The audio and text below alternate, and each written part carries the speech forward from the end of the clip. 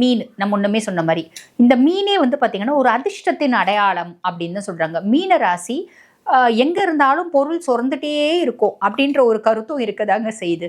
Prosperity அப்படின்றது அவங்களுக்கு இயற்கையாவே உண்டு.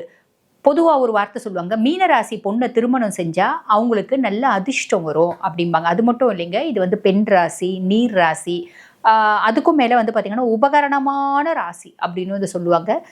இந்த இன்னொரு வார்த்தையும் உண்டுங்க. ஒரு குடும்பம் இருக்கு, அந்த குடும்பம் ஏழ்மையில இருக்கு அப்படின்னா கூட அந்த குடும்பத்துல ஒரு மீனும் ஜனிச்சிச்சு, அது பொண்ணும் ஆணும். ஒரு மீனராசி பர்சனாலிட்டி ஜனிச்சிச்சு அப்படின்னா அந்த குடும்பத்தினோட வாழ்க்கை மாறும் அப்படிம்பாங்க. இது நானும் நிறைய பேர் வந்து பாத்தீங்கன்னா சொல்ல கேள்விப்பட்டிருக்கேன். புரியுதுங்களா? அது மட்டும் இல்லை, இந்த மீனை வந்து பார்த்தீங்கன்னா எதிர்நீச்சல் போடக்கூடிய ஒரு ராசி.